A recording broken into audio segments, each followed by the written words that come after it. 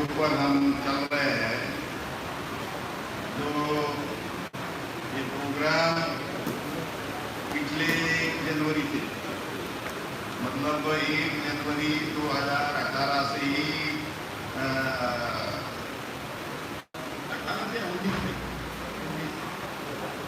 1 जनवरी 2019 से ये प्रोग्राम शुरू हुआ है और ये निरंतर रखना है।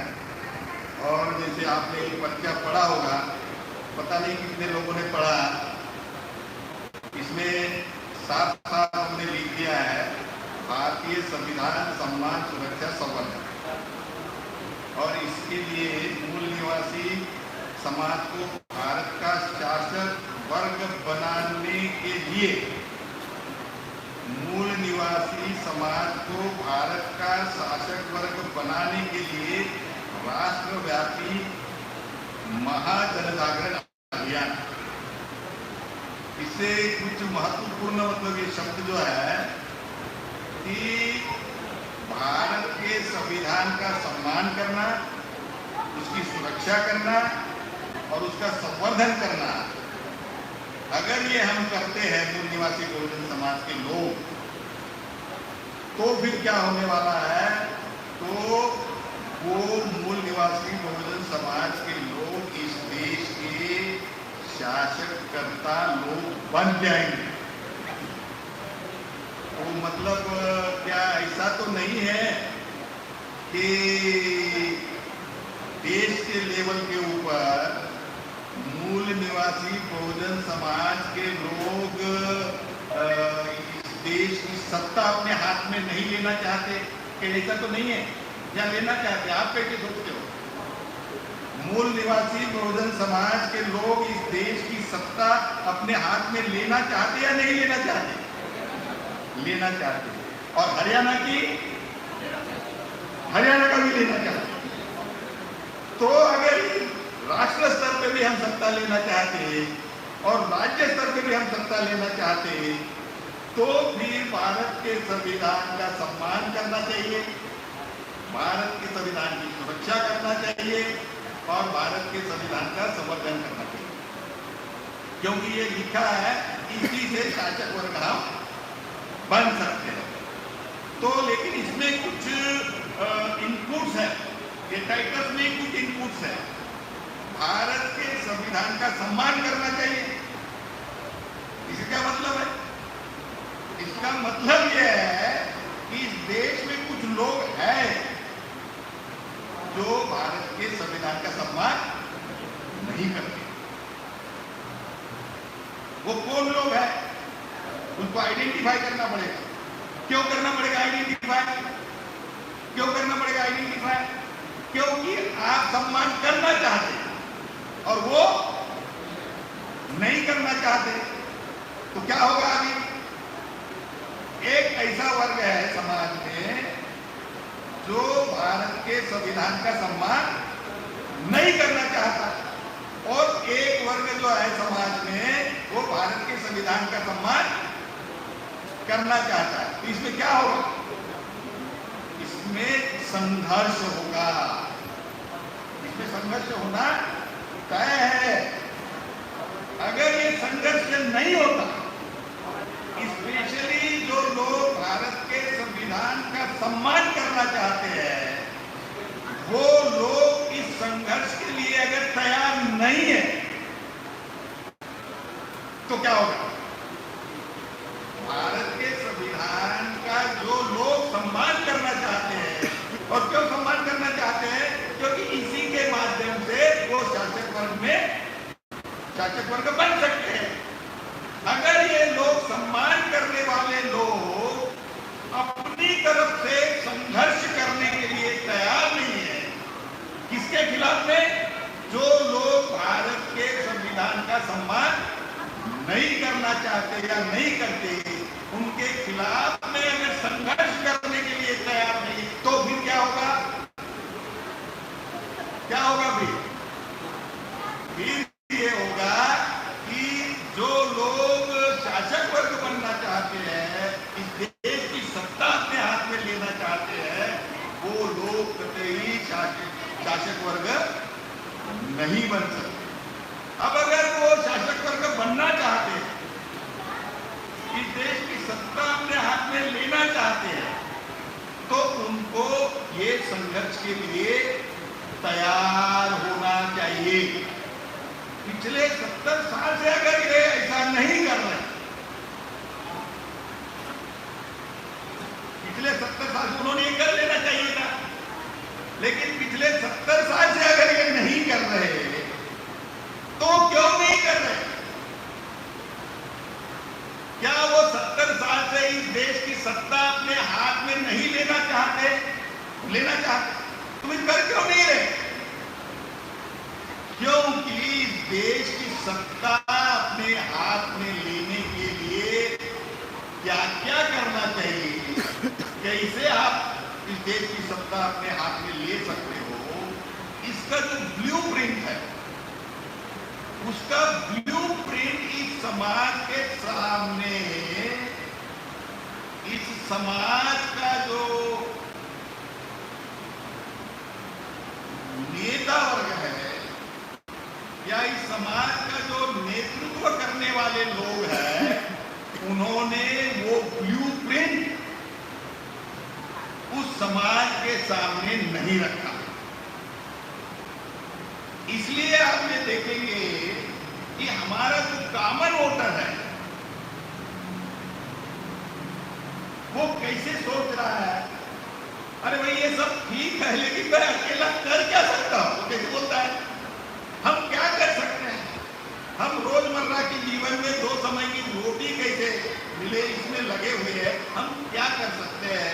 वो निराश हुआ, तो वो निराश है, वो संघर्ष करने के लिए तैयार नहीं है, तो वो निराश है।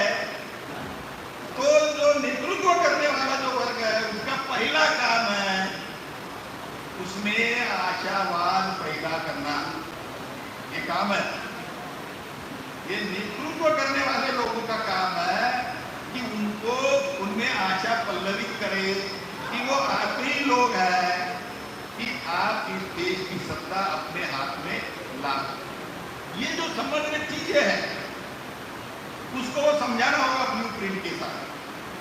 तो ये कैसे किया जा सकता है, ये हमें उनको समझाना है। अब ये हमारे नेतृत्व के ऊपर क्वेश्चन मार्क है, मैं बता रहा हूं, including me. Let me be very honest with you all, ये क्वेश्चन मार्क है। हमारे आंदोलन में जो नेतृत्व कर रहे लोग सिर्फ राष्ट्रीय स्तर पे ही नेतृत्व कर रहे ऐसा तो नहीं है ना। राष्ट्रीय स्तर पे नेतृत्व कर रहे, राज्य स्तरों पे नेतृत्व कर रहे, जिला स्तरों पे नेतृत्व कर रहे और ग्राम स्तर तक हम नेतृत्व कर रहे। तो फिर हम ये खुशियों को भाषण क्यों दे रहे? हम खुशियों को भाषण दे रहे, हम खुशियों को भाषण इसलिए दे रहे हैं कि उस लेवल के लोगों को नेतृत्व देने की क्षमता हमें संगठन की तरफ से तो नेतृत्व दे दिया है कि भाई तुम स्टेट प्रेसिडेंट हो, तुम डिस्ट्रिक्ट प्रेसिडेंट हो, वो तो आप बन गए, पदाधिकारी बन गए। लेकिन उन लोगों को नेतृत्व देना है जिन लोगों को आपने समझा के इस हाल में लाना चाहिए था, तो क्यों नहीं है? या तो आप उनके पास गए नहीं। तो नेतृत्व की ड्यूटी है, हमारी ड्यूटी है कि हम लोगों को जाके समझाएं, मतलब हम गए नहीं, दैट इज लकी। फिर दूसरी बात यह कि हम गए और उसको समझाया, लेकिन वो नहीं आया, समस्या बनी रही। हमने समझा और वो नहीं आया, तो वो नहीं आया, लेकिन आपने ऐसा समझ लिया अपने लिए, ऐसा है नेतृत्व के बारे में भी ये चर्चा है, आपने ये समझ लिया कि मैंने उसको समझा दिया। अगर आपने उसको समझा दिया, ऐसा आपने समझ लिया, लेकिन वो समझा, अगर वो समझा होता, वो समझा होता तो आ जाता, वो अगर समझ लिया होता तो आ जाता, लेकिन आपने अपने लिए समझ लिया कि मैंने तो उसको बता दिया। मतलब कई बार सर हमने तो कई लोगों को बताया। अरे बताना एक शब्द है, हिंदी में मुझे ज्यादा हिंदी भी नहीं आती, मुझे ना अंग्रेजी आती, ना मराठी आती, ना हिंदी आती, सब मिक्सर आता है। तो अगर बताना, सर हमने कई लोगों को बताया। अरे बताना समझाना ये दो अलग शब्द है, एक शब्द नहीं है। समझाने में मेंटल प्रक्रिया शुरू हो जाती है और बताने में कौन सी प्रक्रिया शुरू हो जाती है? अगर आप किसी को बताते हो तो कौन सी प्रक्रिया शुरू हो जाती है? सुनने की, सुनना और समझाना, फिर ये दो अलग अलग शब्द। तो आप जो लोगों को बताकर आते हो और ये मान लेते हो कि वो यहां आ जाएंगे, ऐसा नहीं होने वाला। आपने समझाने के बाद भी नहीं आ सकते। क्यों? क्योंकि वो समझाया नहीं। आप ऐसा समझ रहे कि मैंने समझा दिया, लेकिन वो नहीं समझाता आपकी बात। इसलिए ये खुशियों को भाषण देना पड़ रहा है। अगर हम ऐसा ही खुशियों को भाषण देते रहेंगे तो क्या आपको लगता है कि पीपल्स पार्टी ऑफ इंडिया के माध्यम से जो भारत के संविधान का सम्मान करना है, हमें उसकी सुरक्षा करना है, संवर्धन, तो क्या हम इस देश की सत्ता ले पाएंगे? नहीं। इसलिए ये नेतृत्व का लैकिंग है। अगर वो नेतृत्व का लैकिंग है तो उसको ओवरऑल रिस्पॉन्सिबल कौन है? ऑर्गेनाइजेशन एंड मैनेजमेंट साइंस में किसी संगठन में कुछ हो रहा है, नहीं हो रहा है, गलत हो रहा है, सही हो रहा है, इसके लिए उस संगठन का नेतृत्व ही रिस्पॉन्सिबल है। और इसलिए मैंने कहा कि मैं रिस्पॉन्सिबल हूं। मतलब ग्राम स्तर का सही किस्म का नेतृत्व बनाने के लिए जो हमारे से जो जितने प्रयास होने चाहिए वो हम नहीं कर पाए। और अगर हम कर पाए तो वो नेतृत्व तैयार नहीं हो रहा, जिसकी वजह से समस्या है। वो क्यों नहीं हो रहा है? फिर मतलब मैनेजमेंट साइंस ये कहता है कि कोई भी एक व्यक्ति दूसरे व्यक्ति को नेता नहीं बना सकता, नहीं बना सकता। मैं आप में से किसी को भी नेता नहीं बना सकता, वो आप खुद ही बन सकते हैं। आप खुद बन सकते हैं और नेता बनने के लिए जो आपके पास गुण चाहिए वो आप में होना चाहिए। मेरे में होकर आप में वो गुण पता नहीं हो सकता। तो फिर मैं क्या कर सकता हूं जिसके लिए मैं रिस्पॉन्सिबल हूं? मैं रिस्पॉन्सिबल हूं as a leader of the nation, as a leader of the party. तो मैं क्या कर सकता हूं?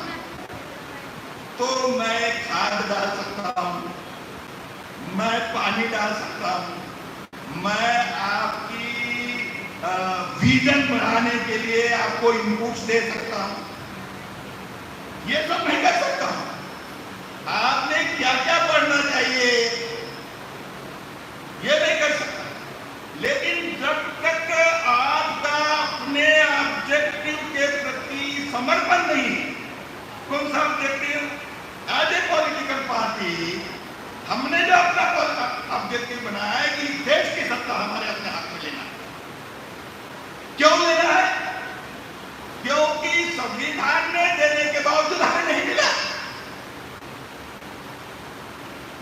तो इसका मतलब यह है कि संविधान कुछ भी अपने हाथ में कुछ नहीं करता। संविधान अपने आप में कुछ नहीं करता, जो भी करता है आदमी करता है। तो ये संविधान अगर हमारे अधिकार वहां पूर्ण रूप से कितने अधिकार लिखे हैं हमारे लिए? वे रिजर्वेशन की जो बात कह रहे हैं दूसरे लोग, इक्वल राइट्स,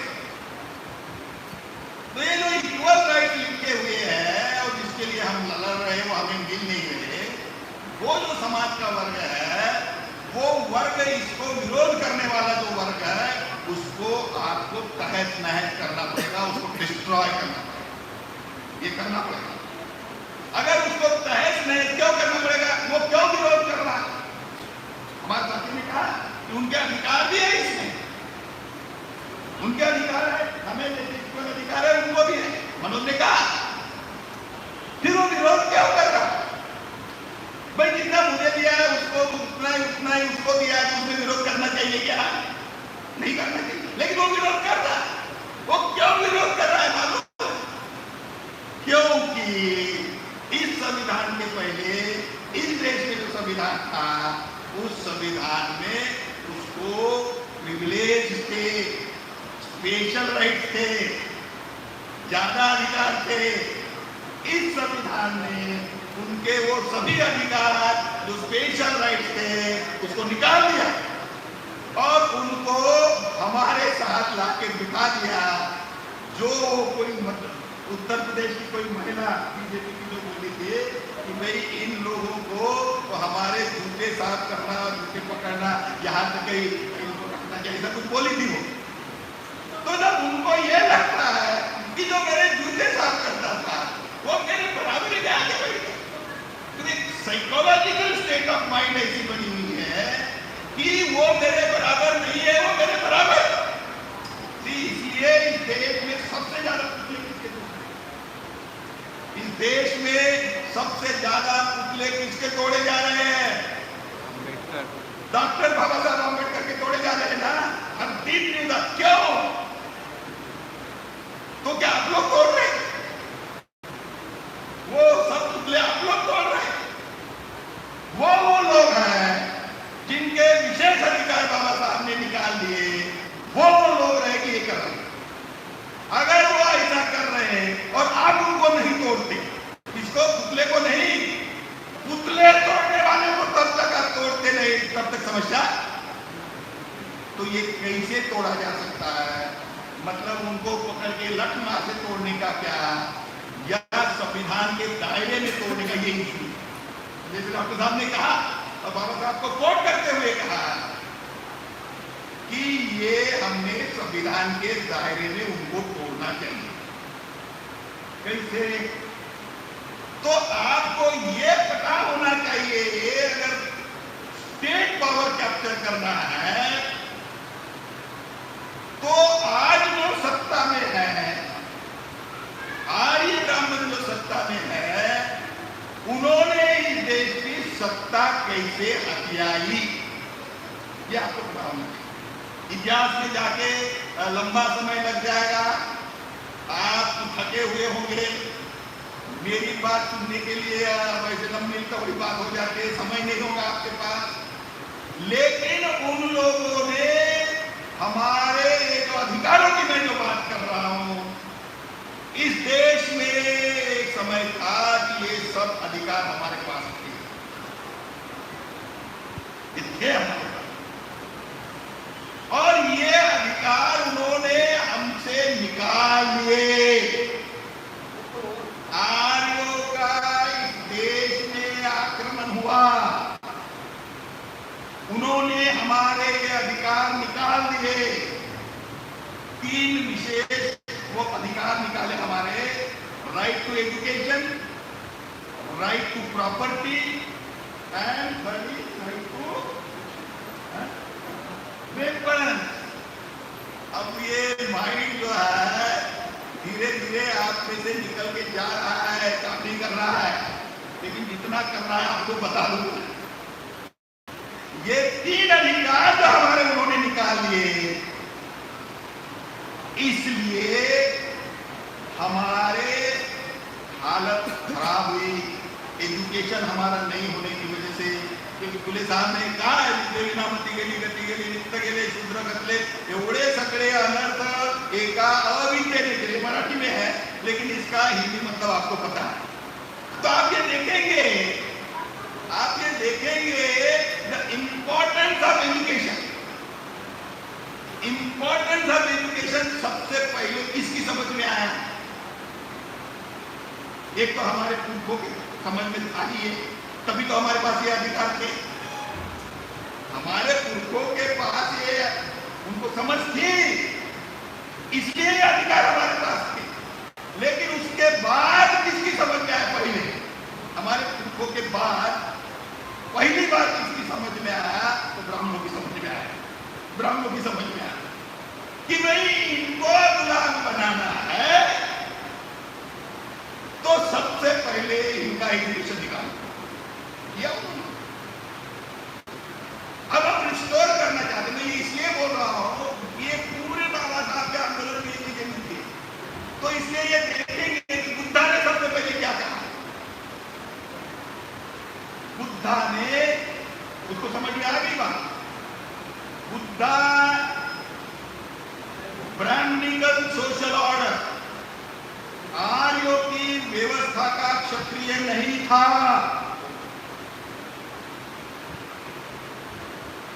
बुद्धा आर्य, उसको क्षत्रिय बताते हैं ना, वो क्षत्रिय नहीं था।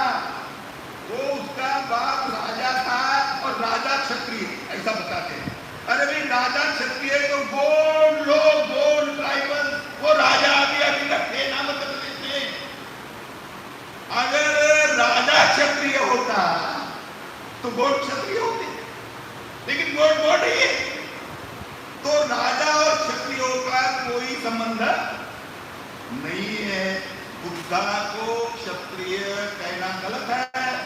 बुद्धा यहाँ का ओरिजिनल इनहैबिटेंट था और उसको ये समझ में आ गया मामला, तो उसने वो व्यवस्था पहले समझ में पाया। फिर ये बात भूले साहब की भी समझ में आई। बुद्धा ने क्या कहा था? अत्तदीपो भव, ज्ञान प्राप्ति करो। भूत का दीपक, भूत बनो मतलब ज्ञान, दीपक बनो मतलब क्या बनो? अत्तदीपो भव, ये जो शब्द है, मतलब इसका क्या मतलब है? इसका मतलब दीपक साहब क्या करता है? हमारा दीपक नहीं, हमारे यहाँ एक दीपक इस्लाम भी है, वो दीपक की बात नहीं करो। दीपक क्या काम करता है? दीपक रोशनी देता है। तो उसका मतलब ये था कि आप अपनी समस्याओं के ऊपर चिंतनशील रहो। बुद्धा मेडिटेशन करने में बताते हैं। तो आप अपनी समस्याओं के ऊपर चिंतन करो, तो वो समस्या का हल आपको, तो वो जो उससे हल निकलता है, समस्या का हल निकलता है, क्योंकि आपके माइंड में रोशनी लग जाती है और वो रोशनी में वो रास्ते दिखते हैं कि अभी मैंने क्या करना, अभी मैंने। और इसके लिए आपको एमए पीएचडी करने की जरूरत नहीं है। समस्या हर एक के जीवन में है। आपके हरियाणा में लोग रिक्शा चलाते कि नहीं चलाते मुझे पता नहीं, साइकिल रिक्शा, लेकिन उत्तर प्रदेश में अगर आप जाओ तो साइकिल रिक्शा बहुत लोग चलाते कि नहीं। और वो साइकिल रिक्शा चलाने के वाले के जीवन में समस्या है कि नहीं है? किसी हमारे जीवन में, उसके जीवन में समस्या है कि नहीं है? तो मुझे आप लोग बताइए, पढ़े लिखे एमए पीएचडी वाले लोग, कि क्या वो उसके जीवन की समस्या आती है तो आपको आके पूछता है कि अभी मैं क्या करूं? पूछता है ऐसा? तो फिर उस समस्या का हल कौन ढूंढता है? आगे खूब ढूंढे, कहां से ढूंढता है? ऐसे दिया लेके घर घर में इधर का इधर समस्या का हल है, इधर समस्या का हल, ऐसा ढूंढता है क्या? वो उसके ऊपर चिंतन करता है, अपनी समस्या के ऊपर, और उस समस्या का हल निकालता है, वो लागू करता है। यही प्रक्रिया है।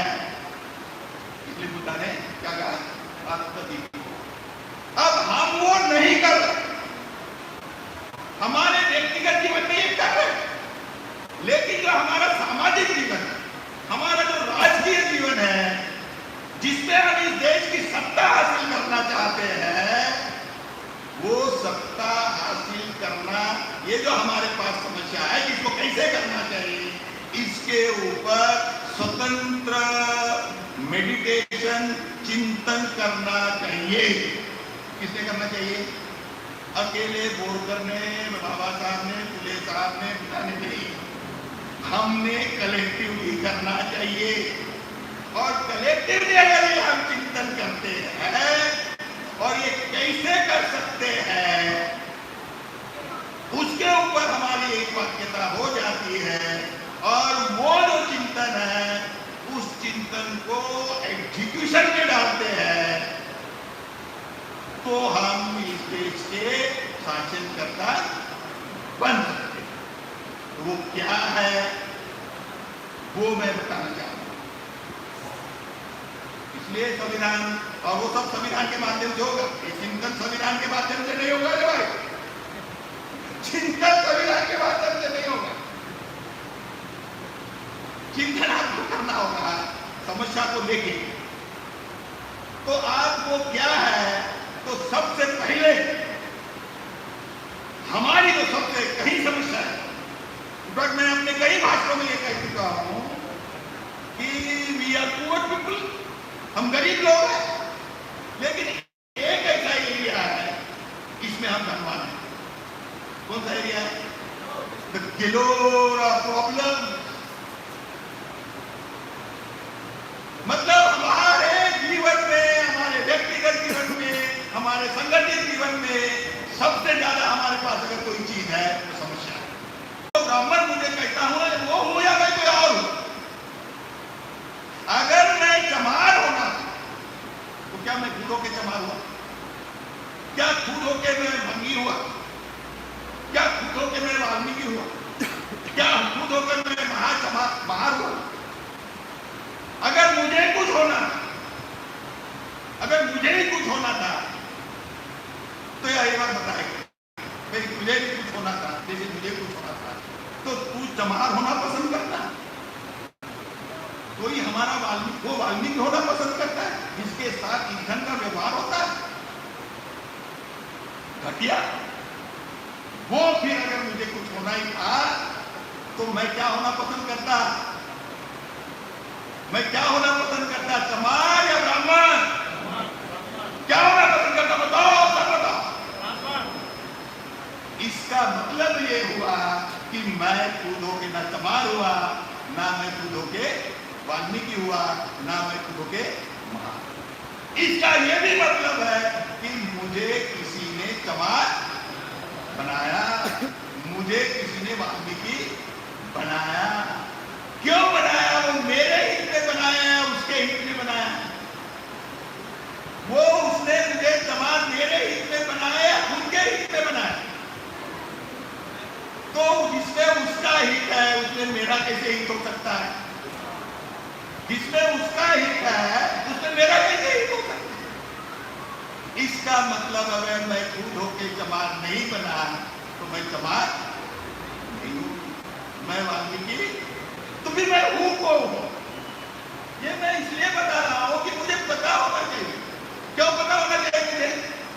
क्योंकि मैं कौन हूं जैसे ही मुझे पता चलता है तो फिर मेरी दूसरी समस्या है कि मैं ये जिल्लत भरी जिंदगी क्यों जी रहा हूं और इससे निकलने का रास्ता क्या है, ये मेरे माइंड को दिशा देता है, चालना देता है। तो अगर मैं वो नहीं हूं तो फिर मैं हूं कौन?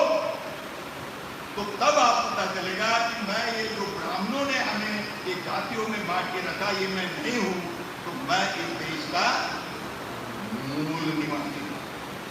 अब मैं ये बोलने से नहीं होता, ये मैंने जीना चाहिए, ये इंपॉर्टेंट है। मैं जो बोल रहा हूं मैं वो नहीं हूं। फिलॉसफिकल लेवल पे मैं जो बोल रहा हूं वो मैं नहीं हूं, मैं जो कर रहा हूं वही मैं हूं। मतलब मैं मूल निवासी बोल रहा हूं, और हम सब अगर मूल निवासी है और समाज जीवन में मैं व्यवहार जाति के परिप्रेक्ष्य में कर रहा हूं, तो मैं मूल निवासी हूं या जाति के दायरे में व्यवहार कर रहा हूं, वो मैं कौन हूं? फिर मैं कौन हूं? फिर मैं बोल रहा हूं कि मैं मूल निवासी हूं और व्यवहार क्या कर रहा हूं? जो ब्राह्मणों ने मुझे जात दी, जो अन्यथा मैं नहीं होना चाहता था, वैसा व्यवहार कर रहा हूं। तो मैं हूं कौन?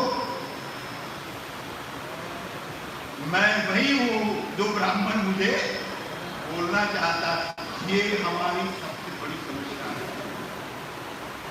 और इसलिए अपने आंदोलन की शुरुआत करते वक्त बाबा साहब ने जो पहली किताब लिखी, ये समस्या ये तो मैं अपनी ढंग से समझा, लेकिन बाबा साहब ने अपनी ढंग से पहले ही समझा। और इसको समझने के लिए पहले मतलब जो जाति की निर्मित गई, ये आंदोलन की दृष्टि से उन्होंने सोचा कि ये जात ही मेरी समस्या बन गई है। Caste is the problem, caste की वजह से मैं इस घेरे चक्कर में पड़ गया हूं, मेरा कल्याण नहीं हो रहा है। तो इसलिए कास्ट कैसे पैदा हुई, कास्ट किसने बनाई, तो उसमें बाबा साहब ने कास्ट ब्राह्मणों ने बनाई, कास्ट ब्राह्मणों ने अपने हित में बनाई। और इसलिए अगर उनके हित में है तो मेरे हित में नहीं है, तो इसको खत्म कर देना चाहिए। और इसलिए वो आगे बढ़े और एनिहिलेशन ऑफ कास्ट खत्म करो। हम नहीं करते। अब हर 3 ब्राह्मण आके आपको नहीं बता, अभी आपके घर में अभी नहीं आता, लेकिन आप जमा करके तो अभी वो आगे नहीं बताता ब्राह्मण। अभी ब्राह्मण अगर आपको आगे नहीं बताता तो फिर आप वैसा क्यों जी रहे हो? इसका मतलब आपके दिमाग में वो बैठ गया है और वो मानसिक कास्ट के नोशन, इसीलिए साइकोलॉजिकल स्टेट ऑफ माइंड। ये जो साइकोलॉजिकल स्टेट ऑफ माइंड जो है, ये जब तक खत्म नहीं होगी तब तक समस्या। तो ये साइकोलॉजिकल स्टेट खत्म करना है, तो ये हथौड़ा मारने से किया जा सकता है क्या? अभी इसको तोड़ना है, एक हथौड़ा मार के खत्म। तो ये जो साइकोलॉजिकल स्टेट ऑफ माइंड आज हमारी बनी हुई है, जो ब्राह्मणों ने बनाई, इसको अगर खत्म करना है तो क्या हथौड़ा मारे दिमाग पे? अगर दिमाग पे हथौड़ा मारे तो दूसरे दिन will be landing in the jail, ये ऐसा होगा। तो ये जो कास्ट दिमाग में कैसे गई, ये हमें पता होना चाहिए। क्यों पता होना चाहिए? मेहंदिया जी समस्या है, इसलिए हमारे दिमाग में कैसे गई। तो मैं आपको बताऊं कि आप लोग इस कार्यक्रम को सुनने के लिए, देखने के लिए आप आए कहां जाए? दिल्ली से। दिल्ली से आए, इस हाल में कहां जाए? इस हाल में कहां से आए? इधर से जाए, इधर से आए, इधर से आए कि नहीं आए? जी। अभी जाओगे तो कहां से जाओगे? इधर से जाओ। इधर से नहीं जाएंगे, ये आएंगे इधर से, हम जाएंगे भी इधर से ही, इधर से ही। तो आपके ये दिमाग में जो कास्ट बैठी है, वो आपके यहाँ गई कहां से गई? बहुत मैं अभी चौथी में पढ़ा, लेकिन लोग बताते मैं अभी पढ़े लिखे लोगों को भाई ये दिमाग में गई कहां से? नहीं पता, सबको पढ़ा है। अपनी समस्याओं पर चिंतन नहीं कर रहे, सबको पता है। अगर अभी मैं बताऊं तो आपको भी आ रही तो पता है, आप खुद ही बोलो। यानी मुझे पता है सेंसरी सेंस पढ़ाए जाते हैं ना, ये कान से गई, ब्राह्मण ने बोला तू जमाना गई इधर के अंदर, ऐसी जाके बैठ गई, निकल नहीं बैठ गई। अब अगर वो यहां से गई तो अभी यहां से निकल जाएगी कहां से? यहीं से जाएगी। कान से अगर अंदर गई तो बाहर कहां से जाएगी? वहीं से जाएगी, क्योंकि मैंने इसलिए बोला आप कहां से आए। तो अगर वहां से जाएगी तो कैसे जाएगी? तो उसके लिए दवाई देनी पड़ेगी। बीमारी की दवाई देते हैं कि नहीं? ये बीमारी चली जाती है, तो ये बीमारी है हमारी साइकोलॉजिकल बीमारी। ब्राह्मण इसका क्रिएटर है, लेकिन आज वो हमारी साइकोलॉजिकल बीमारी बन गई है। तो इसको अगर निकालना है कि इसको दवाई देनी, तो दवाई कहां से देनी पड़ेगी? जहां से कास्ट अंदर चली गई वहीं से आपको दवाई, यहीं से दवाई डाल। वो दवाई कौन सी है? मूल निवासी दवाई है, मूल निवासी दवाई वहीं से डालो। पूछो खुद को, ये चिंतन हमारा समाज नहीं कर रहा है अपनी समस्याओं को, वो हमारी समस्या है। जहां से गई वहां से ही दवाई डाल दी, संघर्ष शुरू होगा। जिस संघर्ष की मैं बात कर रहा हूं वो संघर्ष शुरू होगा कि मैं चमार हूं या मैं मूल निवासी। अगर चमार हूं तो मैं जिल्लत की जिंदगी, अगर मैं मूल निवासी हूं तो इस देश का बासिंदा हुआ आई फील प्राउड। मैं इस देश का बासिंदा, ये देश मेरा, और जो मेरे देश में आके मेरे साथ अगर बदमाशी करता है तो उसका क्या करना चाहिए, ये सोच मेरे दिमाग में है। आपके घर में आके कोई आदमी आपके साथ बदमाशी करता है तो आप सरेंडर होते हैं या फाइट आउट करते हो, क्या करते हो आप? फाइंड आउट करते आपके घर में कोई बदमाश आके बदमाशी करता है तो उसको सरेंडर करते हो या फाइट करते हो? फाइट करते हैं। तो ये जो कास्ट इधर जाके बैठी हुई है, इसको खत्म करना है मूल निवासी आइडेंटिटी से। मैं मूल निवासी हूं ये बोलना वो पर्याप्त नहीं है, ये बिल्कुल पर्याप्त नहीं है। मैं जो कहता हूं वो मैं नहीं हूं, जो मैं कहता हूं वही मैं हूं। तो इसलिए हमने अपने सोशियो पॉलिटिकल लाइफ में मूल निवासी करके ही जीना चाहिए। ये मैं क्यों बोल रहा हूं कि मूल निवासी जैसे ही आप खुद को कहोगे तो आप जो आपको डिसइंटीग्रेट किया ब्राह्मणों ने 6000 जातियों में, जैसे ही मूल निवासी करके आपका सोशियो पॉलिटिकल लाइफ जियोगे आप इंटीग्रेट करोगे। सी जो डिसइंटीग्रेट किया गया ताकि आपको तोड़ तोड़ के इतना खात्मा किया जाए। एक आपने क्या बोला इन्होंने, और हो जाती है एक में साथ इतना डिसइंटीग्रेशन किया है हमारा कि ताकि हम खड़े ही नहीं। Therefore we must integrate these people किस आइडेंटिटी के साथ जो हमारी पहले इन्होंने डिसइंटीग्रेट करने के पहले हम यही कहते हैं। तो वो अपनी आइडेंटिटी को विजिनेट करो, उसको एडैप्ट करो, अपने सोशियो पॉलिटिकल लाइफ में एडैप्ट करो। जैसे हम अपने सोशियो पॉलिटिकल लाइफ में इस आइडेंटिटी को एडॉप्ट करते, देखो अभी पॉलिटिकली जो भारत के संविधान के माध्यम से हम कैसे नहीं अपनी देश की सब, जैसे ही हम मूल निवासी बनते हैं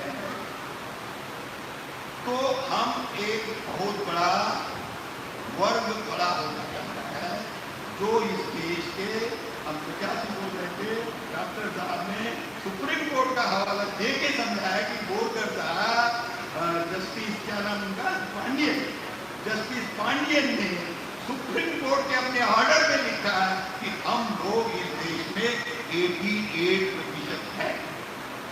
अगर ये 88% लोग जो पहले मूल निवासी करके किए थे, जब इनके पास ये सभी अधिकार थे, इनको डिसइंटीग्रेट करके इनके अधिकार निकाल दिए गए और उन्होंने अपने पास मतलब विशेष अधिकार रखे, जैसे ही कॉन्स्टिट्यूशनल माध्यम से हम 88% लोग इकट्ठा हो जाएंगे तो फिर समस्या हल होगी कि नहीं होगी। इसलिए हमें ये करना है।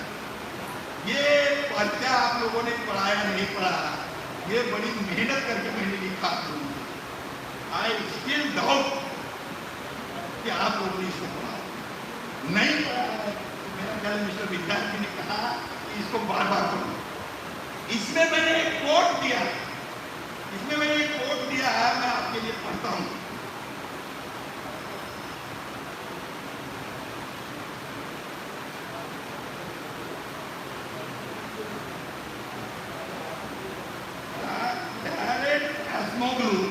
ये अमेरिकन पॉलिटिकल साइंटिस्ट है, Daron Acemoglu and James A Robinson, ये पॉलिटिकल साइंटिस्ट है।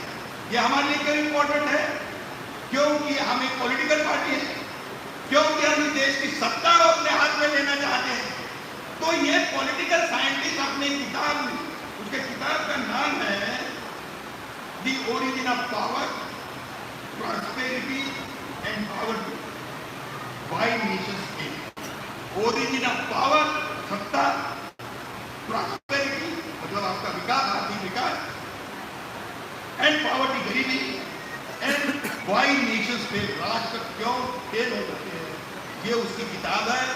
उसमें वो लिख रहा है, वो जैसे कोट करता हूं आपके लिए, गरीब देश गरीब है क्योंकि, गरीब देश गरीब है क्योंकि जिनके पास सत्ता है वे ऐसे निर्णय लेते, क्योंकि जिनके पास सत्ता है वे ऐसे निर्णय लेते हैं जिससे गरीबी पैदा होती है। बिल्कुल क्लियर कर दिया।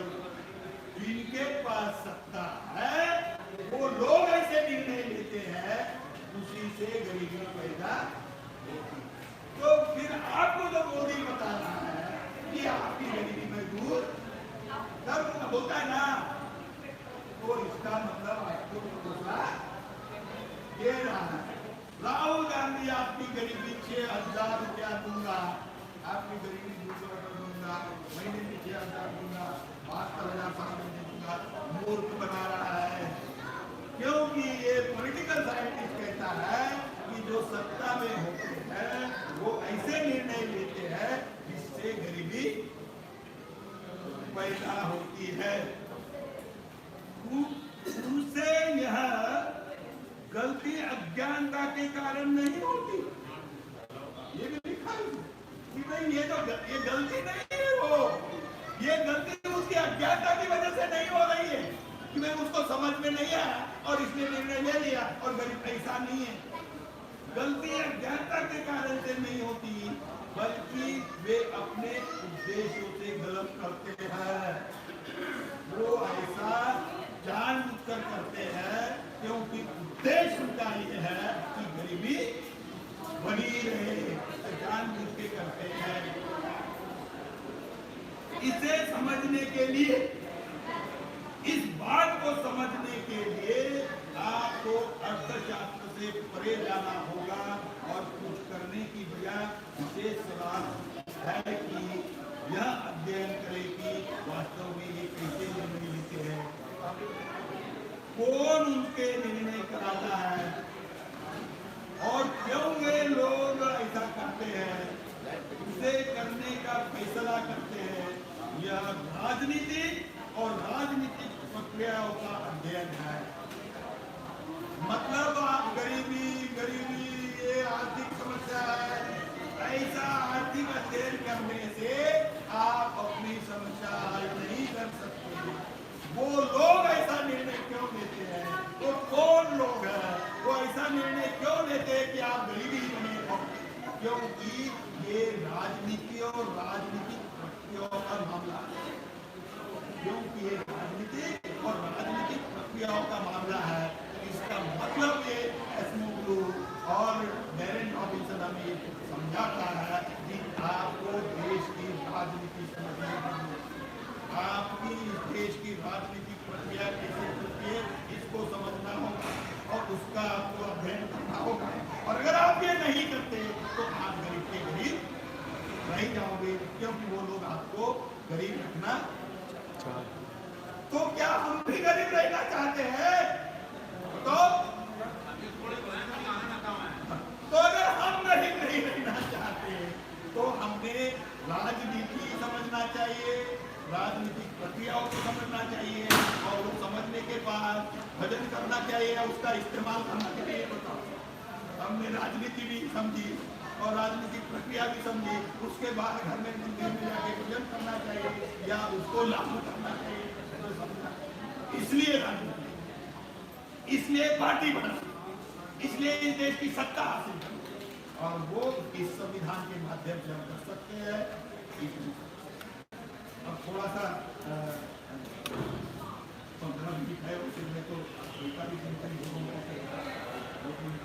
प्राइवेटाइजेशन ऑफ एजुकेशन करने से एजुकेशन महंगा है। ये अमेरिकन पैटर्न जो है उसके ऊपर वो चल रहे हैं। अमेरिका एक कैपिटलिस्टिक सोसाइटी है और कैपिटलिस्टिक सोसाइटी होने की वजह से वहाँ एजुकेशन उसी ढंग से दिया जाता है और वो उसमें कुछ अफर्मेटिव एक्शन वगैरह कुछ है उसमें, लेकिन एजुकेशन वहाँ है। अब उस देश के साथ कंपेयर करके ये हमारे यहाँ की एजुकेशन पॉलिसी है। तो पहले तो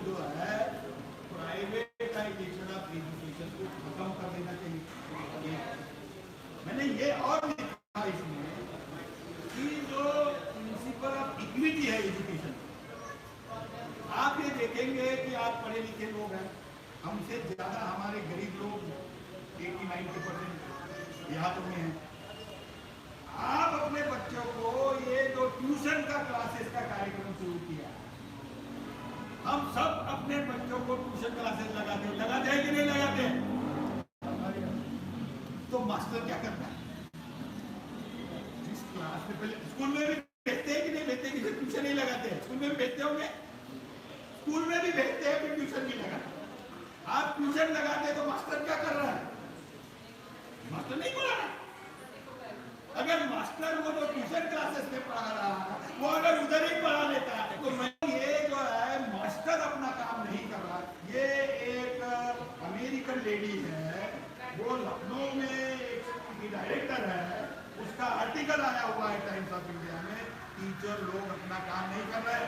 उसके ऊपर इस एजुकेशन पॉलिसी में टीचर लोगों से अपना काम करवाने के लिए जो आपकी शक्ति होनी चाहिए वो नहीं। क्यों ट्यूशन बंद होनी चाहिए? क्योंकि मेरा लड़का ट्यूशन पे जाता है, मेरा मजदूर भाई वो अपने लड़के को ट्यूशन नहीं करा सकता। तो जो इक्विटी होना चाहिए वो इक्विटी एजुकेशन के फील्ड में तो वो नहीं होने की वजह से जो अल्टीमेटली इस देश में इक्वालिटी स्टैब्लिश करना है वो नहीं। एजुकेशन क्लासेस, ट्यूशन क्लासेस बंद कर देना चाहिए, हमने लिखना चाहिए। ट्यूशन क्लासेस बंद। टीचर लोग अगर अपना काम नहीं करते तो टीचर लोगों को इमीडिएटली उसका टर्मिनेशन ऑर्डर देकर उसको घर जाओ, भी बहुत लोग पढ़ाने के लिए है। तीसरा, मैंने ये देखा कि आप सब लोग अभी क्योंकि जैसे हम बन गए, क्योंकि आप ये देखेंगे कि यहाँ से अगर 30 किलोमीटर पे एक विलेज है तो आप ये देखेंगे कि वो मास्टर उस विलेज में नहीं रहता है। क्या वो यहाँ कुरुक्षेत्र में थानेसर में रहता है और 30 किलोमीटर आना जाता है, और वो फिर ये करता है कि वो प्रिंसिपल को कुछ पैसे दे देता है, बोलता है 30 दिन की सैलरी में तुम 10 दिन की ले लो, 20 दिन की मुझे दे दो और मेरी अटेंडेंस ऐसा चल रहा है। करप्ट प्रैक्टिस है। तो टीचर अगर जिस काम के लिए लगाया हुआ ही मस्ट टीच, ये सब चीजें हैं। फिर तो आप ये देखेंगे कि यूनिफॉर्म एजुकेशन नहीं होने की वजह से आप ये देखेंगे कि मास्टर अपने बच्चे को अपने स्कूल में नहीं डालता। क्या जिस स्कूल में वो पढ़ाने जाते हैं वहां नहीं डालते, वो अपने बच्चे को कोई मतलब कन्वेंट स्कूल में डालते। अगर ये यूनिफॉर्म एजुकेशन जो हमने लिखा हमारे पॉलिसी डॉक्यूमेंट में है, जो हमने मैनिफेस्टो बनाया उसमें हमने लिखा, अगर वो यूनिफॉर्म एजुकेशन अगर होता है और ट्यूशन क्लासेस बंद हो जाते हैं और उसके लड़के को भी वही एजुकेशन मिलेगा उसके गांव के स्कूल में जो शहर में मिलता है, तो फिर वो अपने बच्चों को वहां पढ़ाएगा। और तो आप ये देखेंगे कि ये चीजें आपने, और इसमें बहुत अभी तो मैं 25 के नीचे पढ़ा हूँ, वो इतनी बड़ी पॉलिसी है कि इसमें बहुत समय देना पड़ता है, सोचना पड़ता है कि उसके ऊपर कमेंट लिखना, फिर सोल्यूशन देना। तो आप लोग जो एजुकेशन के फील्ड में है उन्होंने ये काम हाथ में लेना चाहिए। उसके पहले अगर वो सब लोग उस आपके सोल्यूशन पूछते हैं तो हम कृपा में देख करके देख सकते हैं। अब आप ये बजट के ऊपर आइए, ये बजट ने बताया, मैं क्योंकि बजट के लिए मैं व्यस्त था अपने पर्सनल काम में, इसलिए मैं बजट सुना नहीं, इसलिए मैं उधर आप देखते होंगे कि मैं अटेंटिव भी नहीं कहीं इसको मैं कुछ देख रहा था। तो बजट से मैंने निकाला, इस बजट में कई चीजें हैं। इस बजट में जो टोटल आउटले है इस बजट का वो है 27,86,339 करोड़। बड़ा बजट बनाया एक साल का, 27,86,349 करोड़। इतने करोड़ रुपये का बजट बनाया और एजुकेशन के ऊपर उन्होंने इसमें जो आउटले दिया एजुकेशन का, वो उस आउटले में 94,854। ये वर्कआउट किया मैंने, ये 3.4%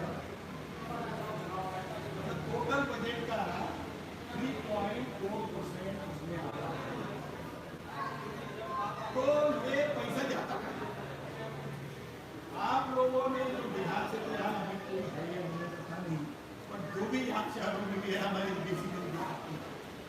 तो कभी ना कभी हम अपनी बात करते हैं। आप देहातों के स्कूल का नजारा देखा है कभी? उसमें मास्टर नहीं, उसमें ब्लैक बोर्ड नहीं, उसमें बच्चे कोई मतलब आपने देखेंगे उसमें पानी की व्यवस्था नहीं, उसमें सैनिटेशन की व्यवस्था नहीं, ये सब चीजें। अब मैंने इधर बैठे बैठे वर्कआउट किया। इस देश की पॉपुलेशन 132 करोड़ और 30% पॉपुलेशन स्टूडेंट एरिया में, 30% पॉपुलेशन है। क्यों मैं बोल रहा हूँ स्टूडेंट एरिया है? क्योंकि एट द एज ऑफ 6 अभी तो न्यू एजुकेशन पॉलिसी में 3 साल का बच्चा होने से ही उसको बच्चे को जो क्या बोलते हैं नर्सरी वगैरह के वो उन्होंने बनाया हुआ है। लेकिन अगर आप 6 साल के बाद पहले बच्चा करता था और अपनी एज ऑफ 25 है उन्हें वो पढ़ता है तो 30% अपनी एज ऑफ 30 हो गया फिर। तो मैंने ये वर्कआउट किया है और देखा भी है, मैंने कुछ स्टैटिस्टिकल डाटा देखे है। 30% पॉपुलेशन जो है स्कूल एंड कॉलेज गोइंग है, दीज आर स्टूडेंट्स।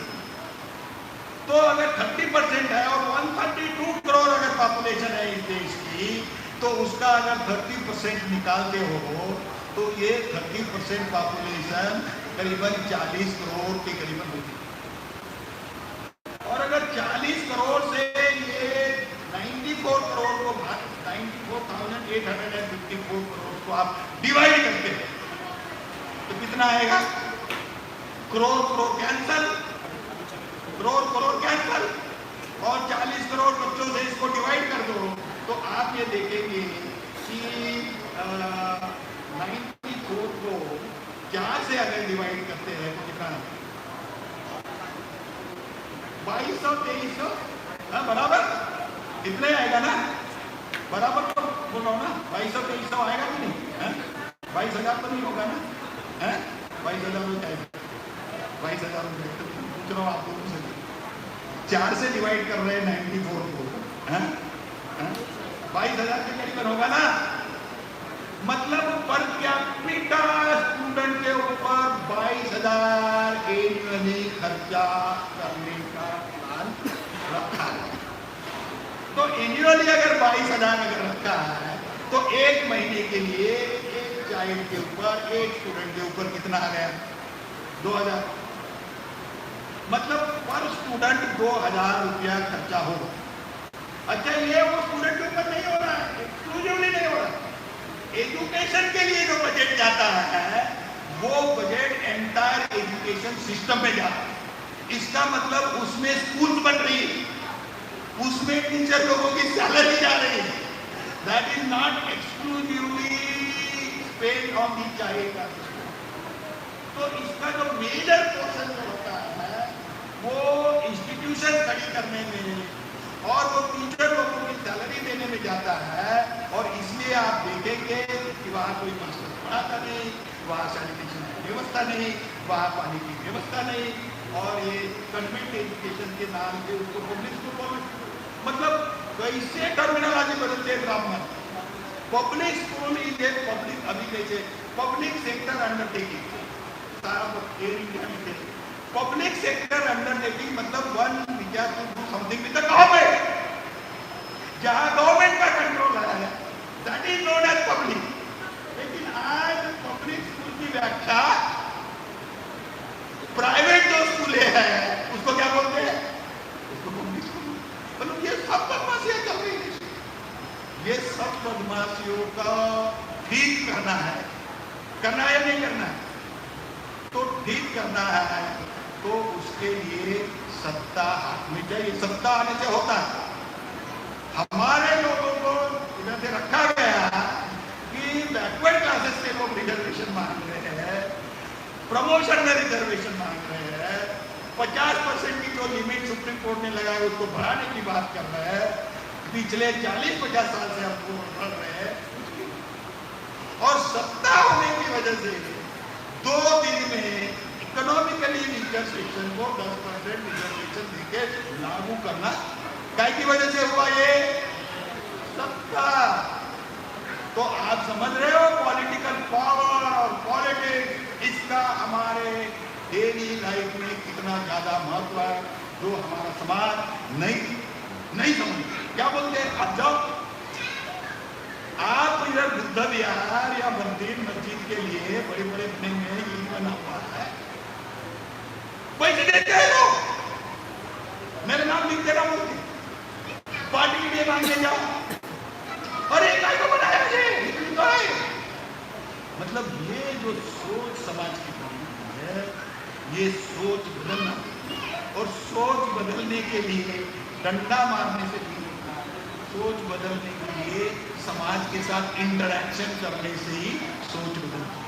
और मैं पिछले 1 घंटे से कोई मेहनत इसलिए कर रहा हूँ कि आपके साथ इंटरैक्शन करके आपकी सोच में कुछ बदलाव हो गया है, तो आप उसी डेडिकेशन से, उसी डिटर्मिनेशन से जाके समाज को समझाओ।